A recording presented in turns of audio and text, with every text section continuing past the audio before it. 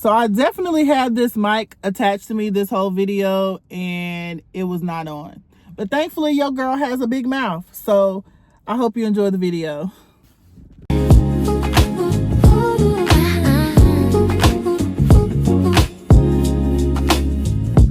Let's talk. Hey y'all, it's your girl Nurse Brook from Brook Talks podcast, and this episode is going to be a review of Love is Blind season 10 episode 3. Okay, episode 3. So let's get into it. Okay, so I'm back yelling at y'all today. I was at a doctor's appointment with a family member. Let me just go ahead and record this content for my people, okay? So at the end of the last video I did was episode 2 of Love is Blind season 10. And we've already gotten into that. At the end of that episode, we have Jordan and we have Amber, and they are preparing to see each other for the very first time. Okay, so they're about to meet up and see each other, baby. They're about to see each other. So when they first walk out, as I predicted in the last video, Jordan was in awe of our girl Amber. And Amber is T, okay? This is the one who has the daughter, Emma. Amber is T. Body T, hair T, face T. She's T. Now, I did say in, I think, my review of episode 1 that Amber did look a little bit older than her age. But she's a baddie, okay? It is no tea, no shade, just commentary. But Amber's a baddie. Now, Amber's reaction to Jordan at first, and this is just my opinion, I feel like she was processing. I feel like she was looking at him and she was like, okay, let me see what I can take from this, what I can pick from this. You know, Jordan had on his suit. You know, he was looking good. You know, he is a stockier, heavier set guy. And it makes me wonder at this reveal if she was actually attracted to him at first. It's kind of questionable. But then they kiss. He proposed to her again. She says yes. She puts the ring on. And they walk away together in the sunset, child. She grabbed her man and led him to the little side room over there. And they were just kissing and kissing and kissing and hugging. And, you know, she did mention, oh, he has a beautiful smile. He has beautiful eyes. But it wasn't giving like, oh, he's so fine. He's so sexy. But later on in the episode, I'm a little early with this, but later on in the episode, not sure if it's this episode or not, but we'll talk about it if it does. But she did say, you know, she likes her a stockier guy, you know, a big teddy bear of a guy. I can't remember her exact wording. So this is a match made in heaven. You know, Amber and Jordan is a strong connection. So this is possibly going to be a good situation. And hopefully these two take it all the way through, okay? And according to what Love is Blind posted, yesterday or the day before yesterday, with Charles' asses, they let off a little spoiler. I don't know if it was a real true spoiler or not, but they did, you know, give us a little spoiler alert on their posts as of then, okay? So next we cue to a new cast member that you may have seen like in, you know, going in and out in, you know, in the women's quarters and things like that. But it is my girl Brittany. She is a registered nurse, period to the nurses. She is, I believe, a labor and delivery nurse, so she handles mamas and babies. She is talking about in the women's quarters how she purchased a wedding dress off of Shein and just tried it on to see how it was gonna go. She said it was uncomfortable as hell, you know, giggling and laughing. But sis, why we buying wedding dresses? Why we buying a wedding dress off Shein and we ain't getting married? She said, I'm getting married. Okay, this dress is my, is it a sign or is it an omen, child? Is it a sign or is it an omen to something to come? And we gonna see. But the next thing we have is Brittany and Devontae, who are having a date. Okay, so we're introduced to them. They are seemingly having a good time. They're connecting. They're talking about, you know, different things as far as their relationship, and, you know, what they would want in a relationship and in a marriage and in general. Devontae says, you know, he's ready for a wife because he's been in his career. He's established in his career and he is ready to settle down at this point. Okay, everything seems good, sounds good.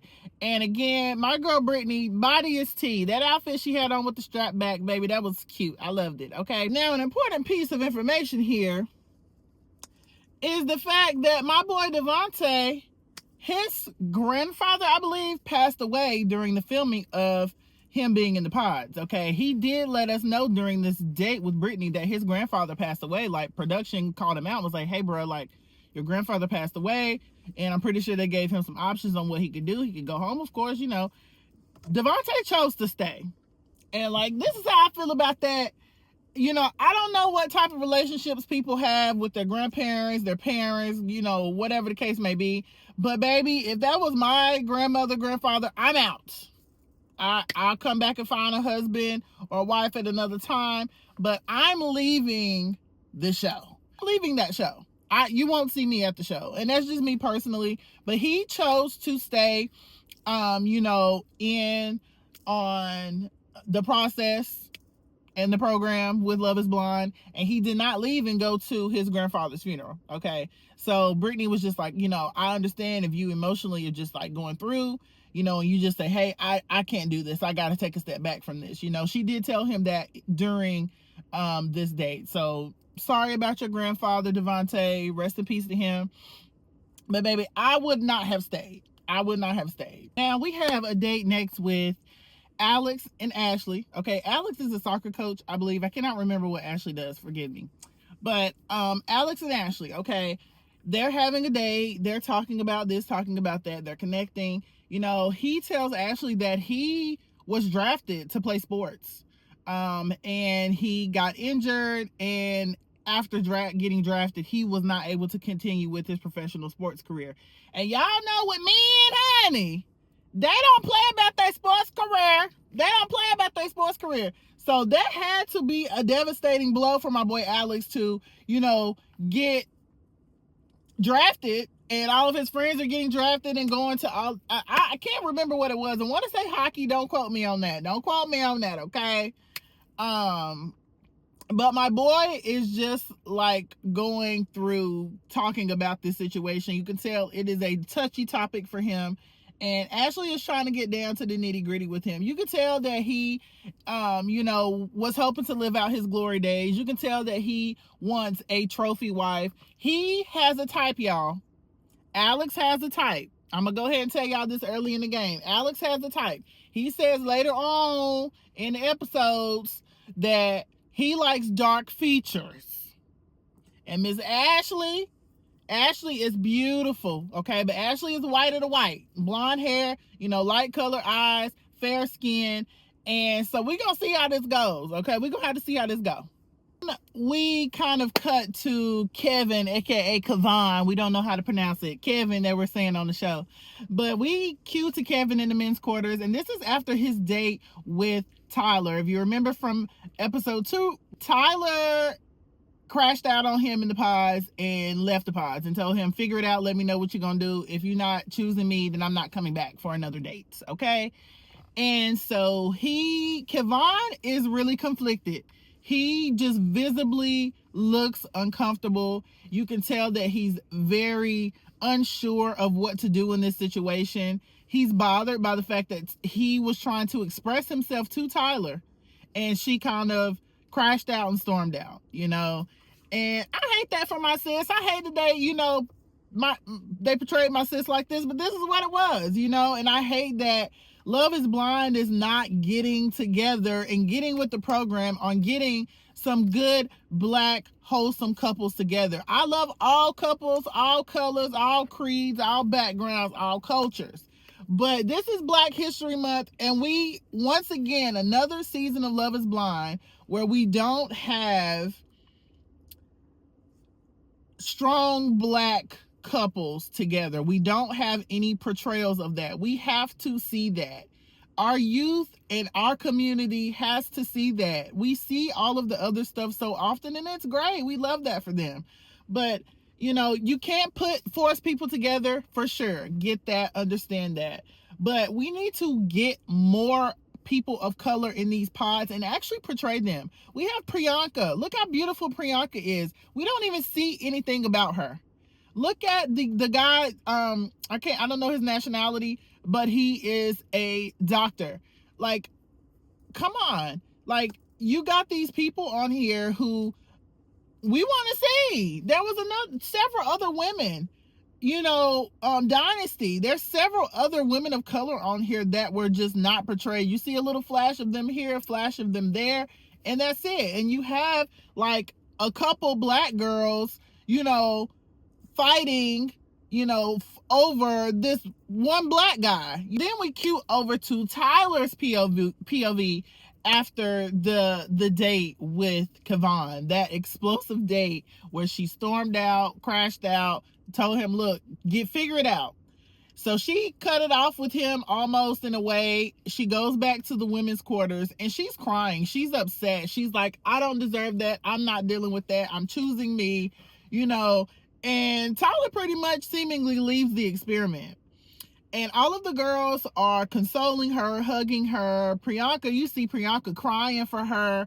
And baby, I look and I see Kia over in the corner making her food, baby. Kia is always eating. And I love that for her because that's me too. I'm the friend that's always going to have a snack and always be eating, baby. And it's going to be a healthy snack. But it's going to be a snack.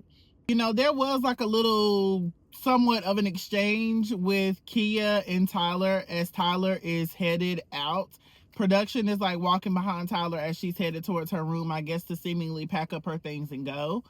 And Kia, in her confessional, she says that, it is gut-wrenching for her to see the tears that Tyler is crying for this situation. And Tyler's like, that's a good man, Savannah. You got a good man type shit. But Kia also says, like, we all came to the same experiment. We all came here. We knew that we were going to all be dating multiple people through the pods, behind the walls. So, like, don't play victim. We're all here for the same result, is to hopefully find our partner. And I kind of agreed. I see all sides of it. I see Kevin's side, I see Kia's side, and I see Tyler's side in, so many aspects. But I low-key kind of agree with her. Like, Tyler was doing too much. Tyler is wearing her heart right on that shoulder, baby. Tyler, you got to bring it down a few notches. Because, Tyler is going through this, like, this is America's Next Top Model, or like, this is like a severe competition. And if you don't find your partner, you don't find your partner. You can't force a situation that's not there. And Tyler is giving a lot of force vibes, and I'm sorry again. I love my girl Tyler. I love my black girls. But Tyler is giving, demanding. She's giving demanding. And even Kevin kind of said that in so many ways. He didn't say her name, but he was talking to Kia at another time. It was like, you're not demanding me to do this. It's not, I don't have to feel super uncomfortable to tell you about my feelings and my emotions. I can tell you how I feel and not feel like, it is a crash out session. And those weren't his exact words, but that's the vibe that I took from that conversation.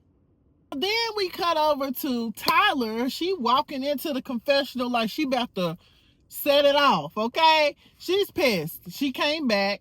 She ended up staying. And they were just, asking her questions about how she was feeling and about how that last date went with Kevin. And she is literally looking like she has been crying and like she's about to cry again. And she's saying that, Kevin told her that after like the first date he had of the day, which she knew it was Kia, and she said that after that first date of the day, he felt that he was having some strong connections. Not necessarily that, oh, this connection is stronger than my connection with you, or I bumped her up to the top and bumped you down. It wasn't necessarily in that aspect. To me, it was more so like, hey, like, I am developing some strong connections here. You are not my only connection, and I am, trying to get through this process. And he never thought that he would be in this predicament. My boy Kevin, he ain't never had this many sexy black chocolate lady options on his arm. Now he don't even know how these ladies look at this point, but he knows that it's something good over there, and he is really struggling with this. And I understand that, because if I was in that predicament and I had two good looking guys or two good looking ladies on the other side, I don't know what they look like, but I have deep connections with both. It's almost like, well, who do I choose? Like, whose voice is the sexiest, or who I connected with the most, or who I had the most in common with? You know, it's so many like shallow and unshallow things that you can go through in that process as to choosing who you want to choose. And a guy in this predicament has a little bit of a bigger predicament because they are the ones who have to propose. So I feel sorry for my guy Kevin, because for one, Tyler is running his ass down into the ground, and Kia's just over there like, you know, this is the process. Like, I'm just here. And I think that gives a little bit of, not necessarily more emotional intelligence, but my girl Kia knows what she wants. She knows her worth. She knows her value. She knows what she wants. Yes, she wants to be a wife. Yes, she wants a husband. But she is going to allow the process to happen the way it's supposed to happen. If you're my guy, cool. If you're not, cool. But Tyler is giving off like, I'm not leaving these pods without my husband, and you need to be choosing me. And if you're not going to choose me, I'm out. And, you know, that's pretty much what Tyler said in that confessional. And production was like, well, isn't that what you've done in the past with your dating? Like, that was shady, but that was tea. Isn't that what you've done in the past, is when things don't go A, B, C, or D, you run? And they said that to her, and they asked her that. And, you know, Tyler is a woman who is in her career. She's gotten to, you know, past the age of 30, and she has, her biological clock is ticking, and she wants a man. She needs a man. She has to have a man. She said Jesus died alone, but she don't have to do that, and she ain't doing it. And I get that, understand that, but this may not be where your husband is. And a lot of times we have to accept that everything isn't meant for you. Everybody isn't meant for you. Every situation does not serve you. And the way that Kia is going through this process is how I would go through the process. I wouldn't be forcing nobody to do anything. I'm not begging nobody to propose to me. And I'm not saying that's what Tyler is doing, but it's just giving a very, very strong, controlling, demanding vibe. And I think that's where, you know, Kevin is in a rock and a hard place, because he has strong connections with both of these women, but I think that Kia makes him feel a little bit more comfortable. Kia makes him feel a little bit more comfortable with sharing his emotions. And he even said that he kind of told Tyler, you know, agreed, saying, you know, you're my girlfriend, or I'm choosing you, because he felt pressured. He said that later on in another, you know, part of the show. He felt pressured to say that. And so that's big. That's saying a lot without saying a lot. Tyler does have the option of going back into a date with Kevin. Of course, she was leaving the experiment. So production told her, you know, we will check in and see if Kevin would like to have another date. She was like, I don't even know if he would want to have another date with me after that. But he does. And they end up meeting for another date. Her energy is immediately off. She's like, hey, you know, and so they are trying to talk through what happened and how they're feeling. Then we switch over to Bree. Bree has two pretty strong connections. She's connected with Connor and Chris. Connor is also connected to Emma. Connor is actually Bree's top option. He is Bree's number one option. And so they go into a date. Now, they also cue over to Bree having a date with Chris right after she had a date with Connor. That's just how they edited that. And so, again, those are her two strongest connections. Now, Chris, on the other hand, has another connection with Jessica. So Chris and Jessica have a connection. They really like each other. They end up having a date. It seemingly goes very, very well for them. So we're going to see what's in store for Chris and Jessica. So we cut over to a date with Ashley and Alex. And this is the guy who eventually, you know, has said that he likes darker featured women, and Ashley is, Snow White. Okay, she's a beautiful girl, but she's not his type. Let's just call it what it is. She's not his type. However, they're connecting very well in the pods. They have a pretty big significant moment, I feel like, for them, where they connected over the book The Alchemist. And this is probably where they like really and truly start showing you how deep their connection has gotten. And at some point during this date, Alex does propose to Ashley, and Ashley says yes. She goes back to the women's quarters, and they're cheering her on, hugging her, congratulating her. So that is our next engaged couple, is Alex and Ashley. Ashley does mention several times throughout the season so far that her father says that she's not a good picker when it comes to men. And that is important to note. She's not a good picker when it comes to men. And, she's very klutzy. She is, her nickname used to be Crashly when she was a kid. And she talks about how she is, had gotten used to being in like toxic relationships and just being with guys and men who just weren't it. So we're going to see how this connection plays out with those pieces of information. So Connor and Emma have another date, and, they're connecting and talking about, emotional connections versus the physical connection and types and things like that. They revisit the topic of Emma and her reluctancy of wanting to have children. And like the thing that keeps standing out to me with these guys is these guys are still trying to talk her through it. Like she's saying, I really don't know if I want to have kids. I just don't know if that's something that I want to do with the things that I have been through, her adoption, her surgery, her medical things, the things that she doesn't really know about her birth family that, is important to her with going forth with having a child. And Connor, just like a lot of the guys I feel like that she's connected with, are like, oh, you'll be a great mother.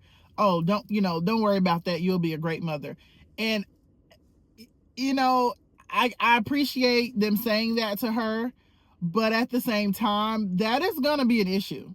The topic of children and marriage, that is huge. That will make or break a relationship. It'll make or break any marriage.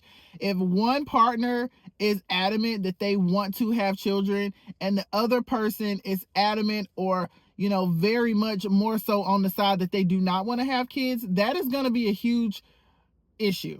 That's a conversation that's constantly going to come up. That's a conversation that's constantly going to have hard conversations. And, guys, like, quit telling women things like that. If she's saying that she does not want to have kids, or she doesn't know if that's going to be a possibility in her future, it's not really your place to still try to convince her that she'll be a great mother. She's not saying that she wouldn't be a good mother. She's saying pretty much, and not saying it without saying it, she has a lot of deep-seated issues that need to be addressed before she even considers having children. And so that could be years, before she decides that she wants to have children. And even then, she may say, hey, look, no, this is not for me. I don't want to do this. And then at that point, what are we going to do? Like, how are we going to move forward? Because people will leave you for that. And especially a man who wants to, put a child in you and live their legacy, live through their legacy, that's going to be a big problem. Okay. That's going to be a big issue that they will have to cover. Now, Alex and Ashley are about to see each other for the first time. They're about to do their big reveal. They see each other. I think Ashley is definitely in awe of Alex. I think she's very attracted to him. She thinks he's hot. I don't doubt that Alex is, attracted to Ashley. She's an attractive woman. But I think Alex was hoping for a woman with dark features. Point blank, period. He said it. He said that, his typical type is a woman with dark features. He made that a point to say that at the damn reveal. And I just find that very troubling, because people like what they like. Love is blind, love is not blind, whatever you want to say. And he talked about it. The emotional part is there for him. He has an emotional connection with Ashley. But a guy like that who keeps talking about looks and the physical and sports and his glory days that are gone, he wants what he wants. And Ashley is not what he wants. So Alex and Ashley, this whole situation right here, we're going to see how that's going to go. Maybe it'll work out. I don't know. But Alex wants a woman with dark features. Not necessarily he wants a black woman, because he don't give that. He don't give that he is down with the swirl. I could be wrong. But he's giving that he wants his dark featured woman with dark hair, tan skin, fit body. That it is given that's what Mr. Alex wants. Now, he does tell her that she's beautiful and that she's attractive, but I think that it's like, beautiful, telling your sister that she's beautiful. It was kind of giving that, especially as I learned more about him. So we're going to see how this goes. Like their actual meetup and engagement, re-engagement went well. Their reveal went pretty well. But again, behind the scenes, looking at the confessionals and what they're saying behind the scenes, I don't think Alex is going to be down with being with Miss Blonde Ashley. He doesn't date blonde girls. So Bree has another date with Chris, who Chris also has a connection with Jessica. So she comes in to tell him pretty much that she's there to have a hard conversation with him. She's there to break up with him. Because she is very confident in her relationship with Connor, and she wants to move forward with that actual connection. So they both had planned to tell their other connections that they were moving forward with a different connection. Bree tells Chris, pretty much like he's a great guy, but she has a stronger connection with someone else that she wants to further explore. And Chris hit her with that damn Uno reverse. He was like, oh, well, good, because I was here to, break it off with you too, to pursue another stronger connection that I had. And that connection is with Jessica. So Jessica and Chris are a connection, and at this point, and then Bree and Connor are a connection at this point. And remember, Connor was also is also a top contender for your girl Emma, who originally had 3 connections. Now she's down to 2 connections, and it looked like she about to be down to 1. Okay. So then we cue over to Connor and Emma child, and they're having another date. And remember, Connor is connected with Bree. They've already decided that they're going to further explore that connection. So Bree already broke up with Chris. So Connor is actually here to break up with Emma. She just doesn't know it yet. And she's telling him, before he even starts to talk, she's telling him how, she feels that this is her strongest connection. She's really, there for him. You can tell she's falling for him. And that she said that her gut is telling her that Connor is her guy. But then it gets quiet, and then Connor goes in to tell her right after that, is that, he's actually there to further explore another connection. And you can tell that this hurts him to say it, but he knows that he has to do it. And Emma you can tell that she's pretty much devastated. Like, I know, that Emma had the other connection. I think it's with Mike. But you can tell that Connor was her number 1 option. Connor was her number 1 option, and he just ended it with her for Bree. It low-key kind of hurt my heart for my girl Emma in this scene, because, even after Connor told her, like, yo, like, I have a stronger connection and I want to, like, further explore that stronger connection, he was pretty much telling her, like, this is not going to be it. And she was still like, well, you make me laugh, you make me smile, you make me happy, we connected, whatever. And he's just over there like, she's still like doubling down on the fact that, like, I feel like we are meant for each other.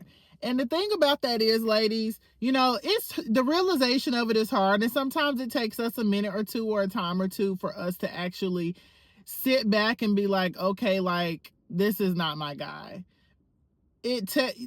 But it's like it's almost one-sided in this situation. Like, he has a strong connection with her. He likes her a lot, but he has a stronger connection with Bree, and he wants to further explore that.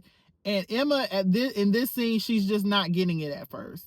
And she's just, it's almost like she's begging in a way, like, but I feel this and I feel this, so you must feel this too. And even if he does have feelings for her, that's the rough part about this process and about this experience, is that they're going to have connections with other people. And if you never know who's connecting with who in the pods, because if it was me, like I said, I would be more like Kia in this process. Kia is a little bit more stealthy. She's kind of watching the room. She's looking around, seeing who's reacting, seeing how people are talking, listening to what the guys are saying, you know, the guys that she's talking to and stuff. And she's not just outwardly saying, oh, I'm dating this person. Oh, I'm dating this person. Oh, I have a huge connection with this person. She's not really doing that. And that's how I would play the game. I'm just going to watch and wait and listen. I'm a Sagittarius. That's how we get down. I'm just watching and waiting and listening from the bushes. And if I need to step up, then I will. But otherwise, I'm just playing the long game, you know, and I'm playing the game that we're actually playing. And it's to find a husband or find a wife. And it's not to make anybody choose you. It's not to command or demand anybody into choosing you. It's about letting that man choose you. Let that man choose you for once. Girls, y'all on here doing the same shit that y'all do out in the real world. Let the man one of these niggas choose me off the show, do you think that I'm really gonna, it's time for me to pack it up and head back to the house. It's time for me to pack it up and head back to the house. You need to be chosen. You need to choose him as well, right? That's half of the job. But he has to choose you back, or he has to choose you first. Choose you first or choose you back. If neither one of those things are really happening, then it's not going to work. It's not going to work for this process and for this experiment. So I felt really bad for Emma at the end of this episode. This is the end of episode 3. That's where the episode ends. It's with Emma crying. Emma, you know, pretty much like confessing her love and professing her love for him and saying, like, you make me happy, you make me this, you make me that. And he's just like, I have another connection. And so that was the end of Love is Blind season 10, episode 3. Let me know what y'all think. Let me know what y'all think. How y'all feel about this season so far? I just don't know. I don't know. I just was hoping that for Black History Month, we was going to get something. You know, I'm Vic and Christine. More power to y'all. It looks like y'all are a very strong connection. Love that for you. But I just want to see more people of color getting together and being happy and healthy. You know, pick choices that could actually bring something to the table, instead of not saying that we don't have good choices, right? Because the women look good. The women are looking good, looking great. But everybody, you know, has something that they need to work on prior to coming to a show like this, for sure. Everybody does. Nobody's perfect. But I think that they don't even choose to portray a lot of those couples. Is it because the Black couples is thriving and happy and looking good and looking great, and, you know, they're not bringing enough drama? They're not bringing enough views? Maybe that's what it is. I don't know, but I just don't like it. I don't like it. So let me know how y'all feel about this episode. If you're new here, thank you for coming. Thank you for sticking with your girl. If you have been here hanging with me, this is a month and a half, this podcast. And I'm very grateful and thankful for all of the subscribers, new and old. And I hope that you guys continue to come back. If you are new, please like, comment, and subscribe. Let me know in the comments if you watched this episode. Now, let me know if y'all ready for the episode 4 review, because it's coming. I've already watched all the episodes. I just like to go back as I do my videos and kind of refresh myself on little nuances, because some of the stuff these people saying is crazy, and you gotta run it back, okay? So thank y'all for coming. I will see y'all on the next episode. It will be Love is Blind season 10 episode 4 review. And I also am going to post another book review as well. I'm gonna do alternate between pop culture stuff and the books, because the books are gonna be a big part of this channel as well. So thank you for all of the views on the book review videos. I will post more of those. And thank you guys. Have a great day. Happy Ramadan to everyone who is celebrating Ramadan. Happy Lent to those who are celebrating Lent and who are fasting. I am fasting for Ramadan. So thank you guys so much. Come back. I'll see y'all later. Glass on my gun, I'm in my zone. Pretty with a purpose, yeah, I do both.